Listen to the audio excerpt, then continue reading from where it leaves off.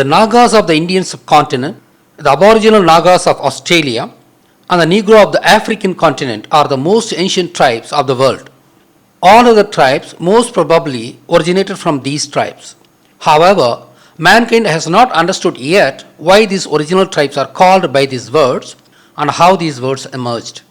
In this video, we are going to show conclusively that all these tribes were one and the same, and they originated from Kumari continent, the submerged landmass which connected Africa, Australia, and South India. Not only that, we are going to show how Yeksha, Chera, Pandya, and Chola people of South India emerged. The African words nigger, negro, etc. have multiple meanings. They are black, naked, and original. Similarly, the Indian words Naga, Nakkamer, and Nok, etc. have multiple meanings. They are black, naked, original, and man. It is worth noting that the word Nok means man. One of the meanings of both sets of words is original. Hence, both these tribes were the original tribes of the planet. As their names sound quite similar, Naga and Negro, they should have been the same people and their name should have deformed from a single root word. What was that word? It's a common knowledge that man should have originally evolved with undeveloped but capable speaking faculty. He should have cultivated speech over a period of time, transforming himself from a tribe making unintelligible sounds to a tribe speaking intelligible language. We know that the ultimate tool for speaking any language is tongue, called so in English. This English word evolved from a Tamil word pronounced as tongu, which means drooping. Dog has a drooping tongue. Tongu, tongu, tongue. It is worth noting that the common word for tongue should evolve from dog, which is the only animal with a drooping tongue. If tongue got its name, it should be from dog, which is the only animal that prominently displays its tongue, and dog had been the first animal domesticated by man, and it has been the friend of Shiva. Though the English word for tongue rightly originated from dog, English and its allied European languages are only recent languages. However, the English example has only served to establish the fact that the word for tongue originated from dog.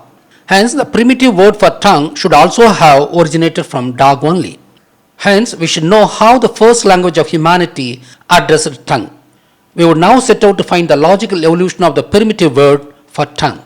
The primitive man should have identified and called animals by the sounds they make. For instance, crow was called kaham after the ka sound it makes. Ka, ka, kaka, kakam, kaham. The cow makes ma sound and hence cow was called mad. Ma, mad.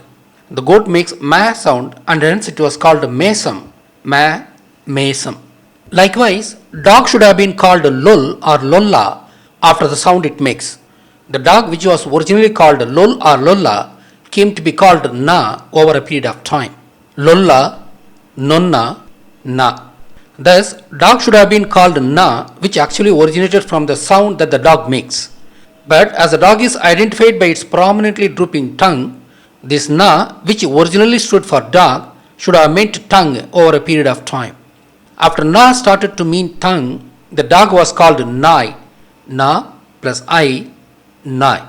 I is a exclamatory sound which means beautiful, and hence nai means the animal with a beautiful tongue. That is how the dog got its name Nai in Tamil, the original language of humanity. The key point in this derivation is the deformation of la sound to na sound, namely lolla, nonna, na. I should provide proof that la sound deforms to na sound to substantiate my inference.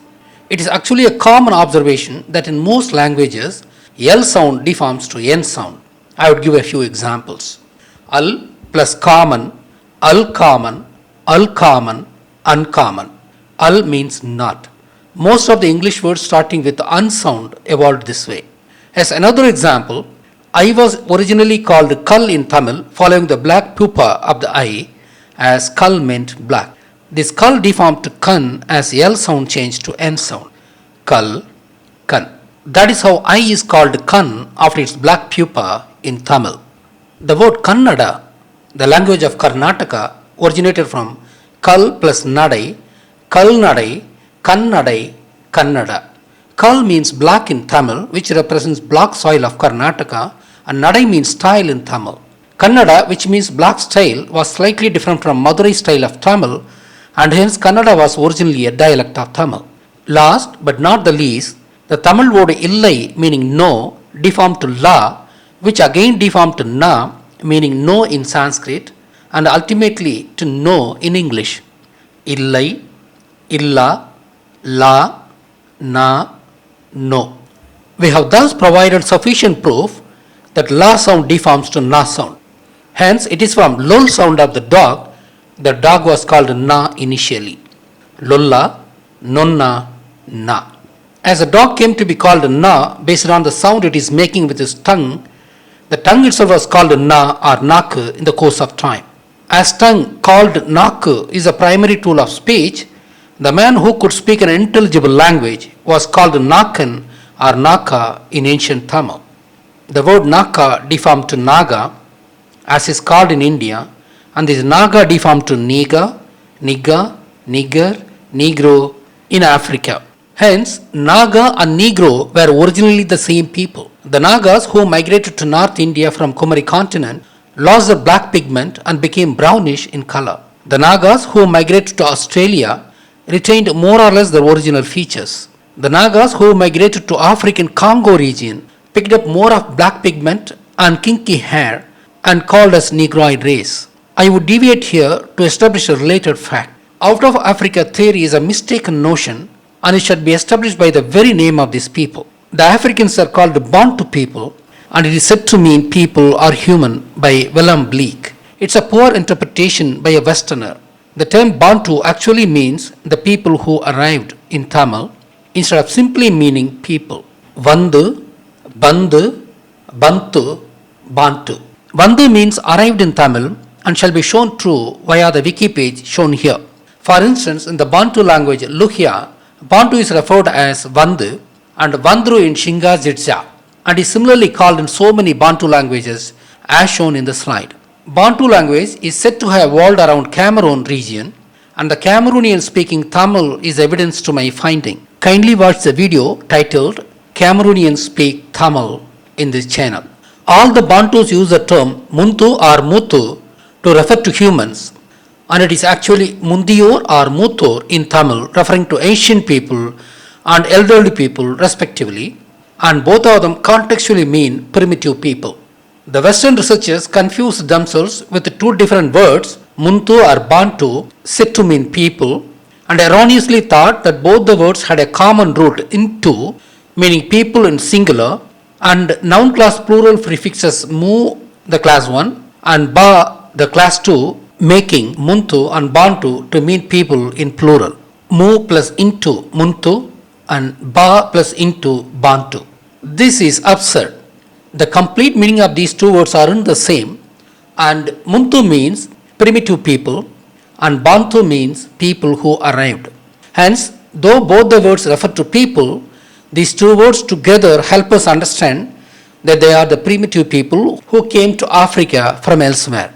Only the Tamil perspective would reveal the true history of mankind. Hence, these people migrate to Africa from Kumari continent, otherwise called as Lemuria, long ago, and called themselves as arrived people by the ancient Tamil word Vandu or Bantu. Even though their original Tamil language went through lots of changes in the course of time, this word, which traced their origin, remained intact and subsequently evolved as the name of the race.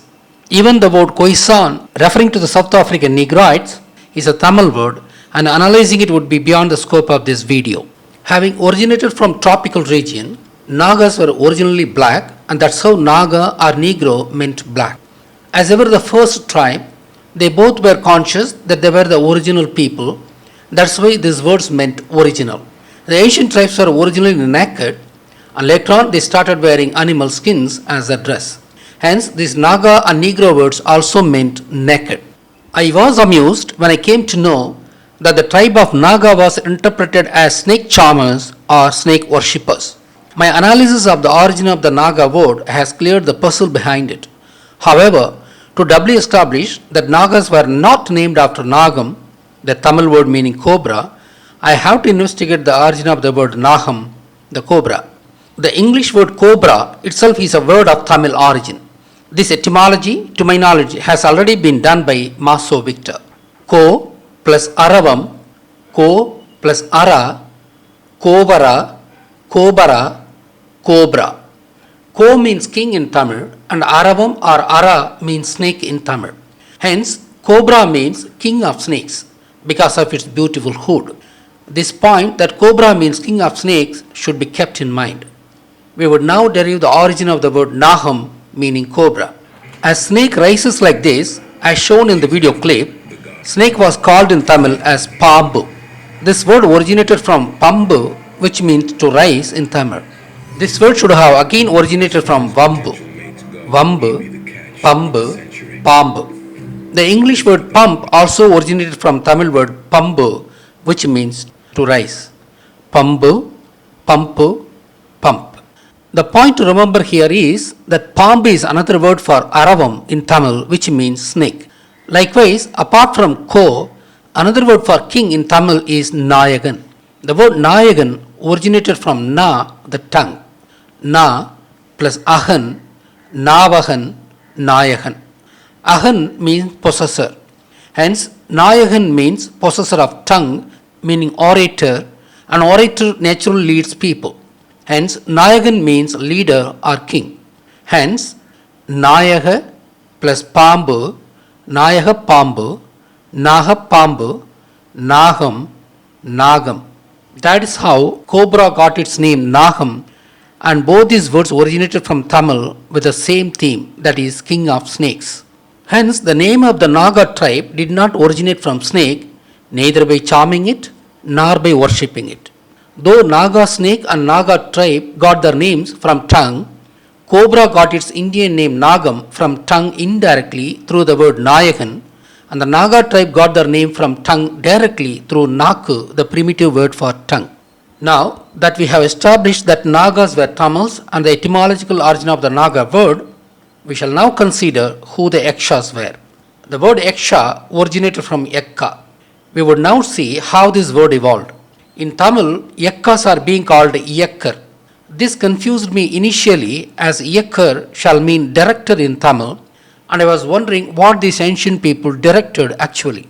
But I realized soon that as per Tamil grammar, for any word that starts with Ya or Ra sound, it was customary to prefix the words by the vowel sound E. Yekka, Yekka. Hence, Yekka is the correct phonetic term, and the Yekkar was a later grammatical concoction of Yekka only.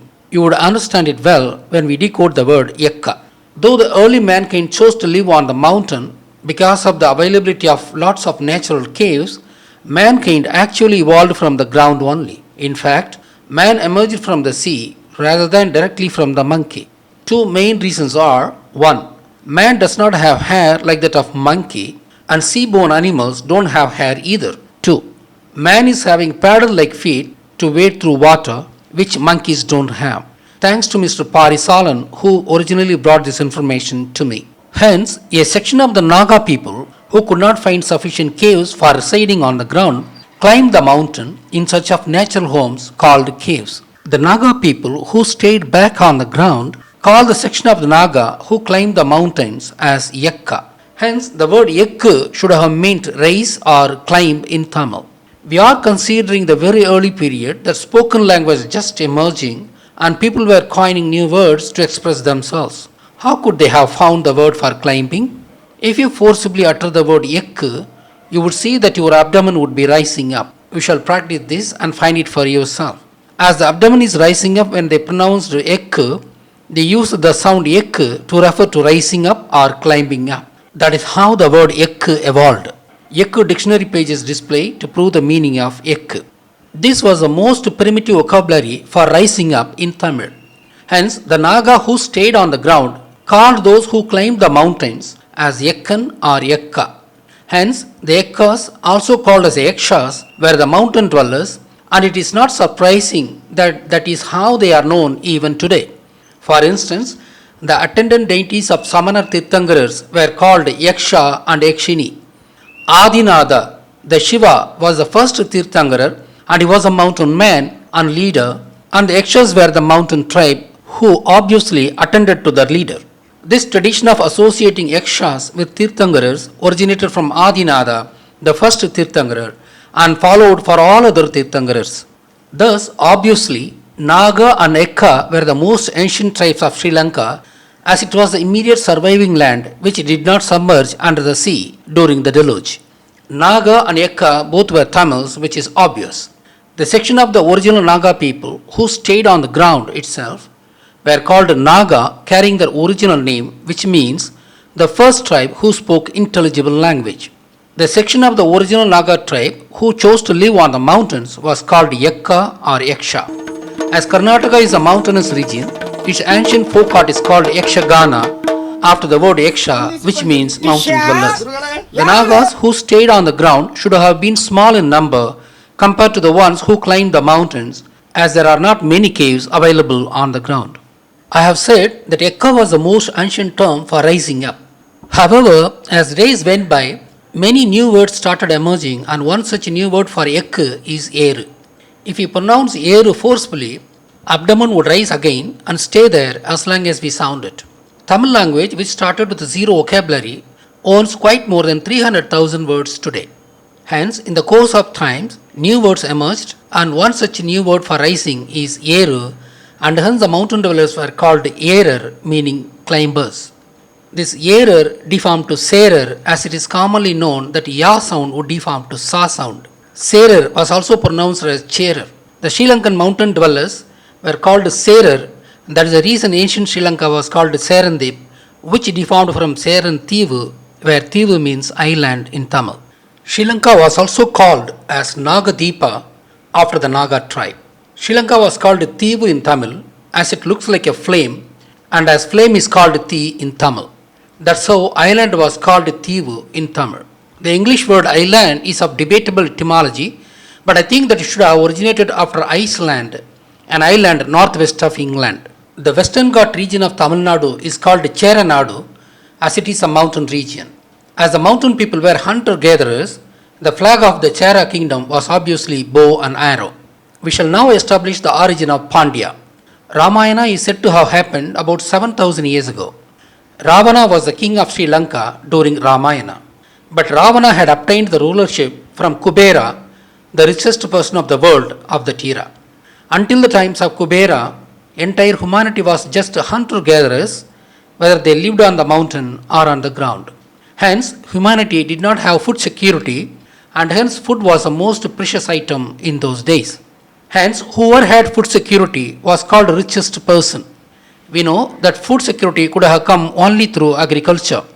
Kubera should have been the first king who initiated agriculture in ancient Sri Lanka in his times. We heap agricultural products as shown in the figure. Heap is called kuviyam in Tamil. Kuviyam, kubiyam. Kubiyam plus Yeru, Kuberu, Kubera. Yeru means ascend. Hence, Kubera is the one who ascended in fame because of the kuviyam he possessed. Kubera had heaps of variety of food materials like paddy, maize, ragi, etc., which shall be preserved and consumed all through the year, and hence guaranteeing food security. Obviously, he was the richest person on the earth in his times. In the times of acute food shortage, food should have been the costly commodity.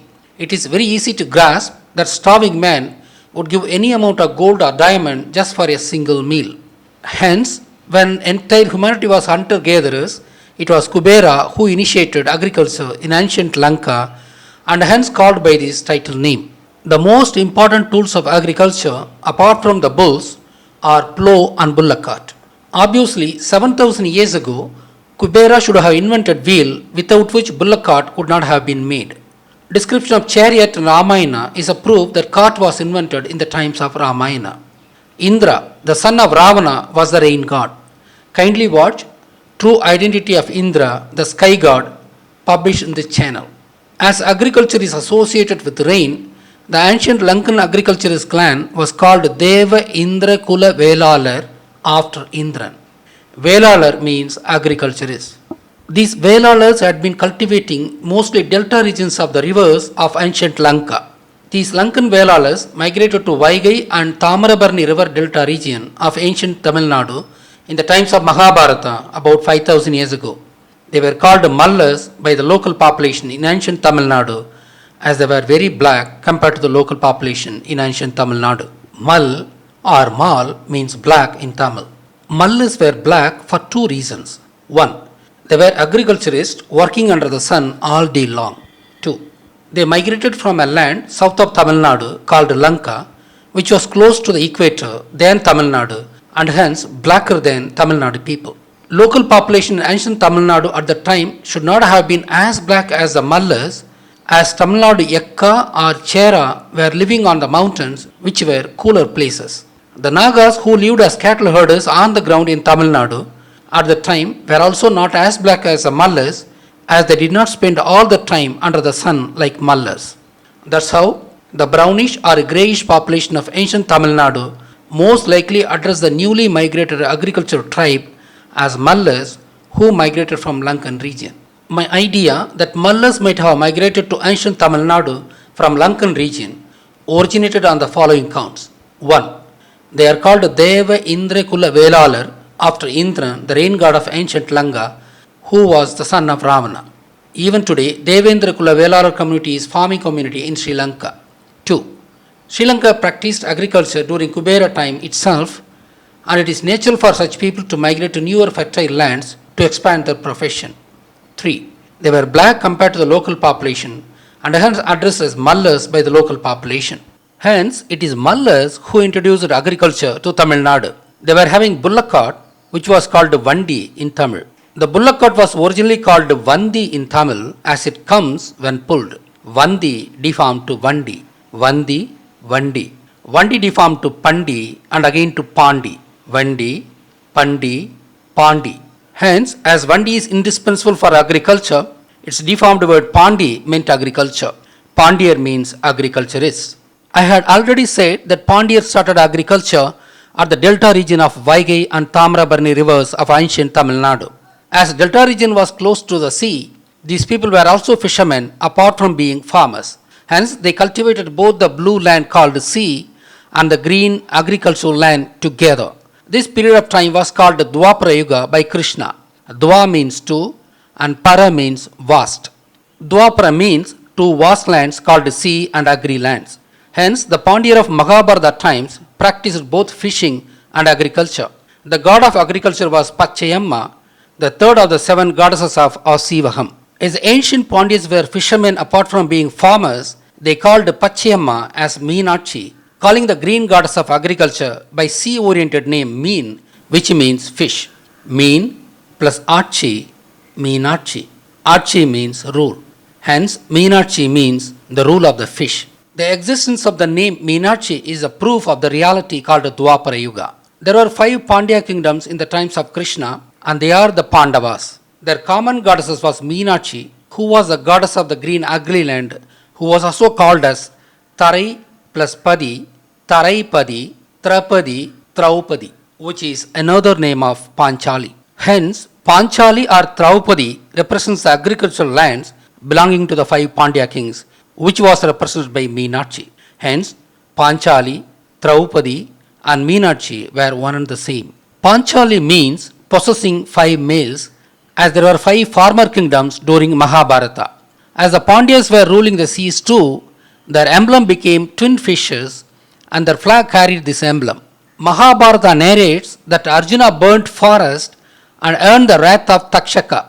It actually means that Arjuna was converting the forest land into agricultural land, and torching the forest was part of that process. Obviously, there should have been tussle between the cattle herders and farmers. Takshaka was some regional king of cattle herders of that particular region, which Arjuna should have tried to convert into a farming land. The Balaraman character with a plow means that a new breed of farmers originated from the cattle herders of Tamil Nadu. As they too could have become black after becoming agriculturists, these new agriculturists could have been called as Kallas, as Kal means black, as the old agriculturists were already called as Mallas, where Mal means black. These Kallas too, the new farmers, were having Vandi called a bullock cart, and it should have been the origin of the subcaste called Vandayar. Vandier, Vandayar.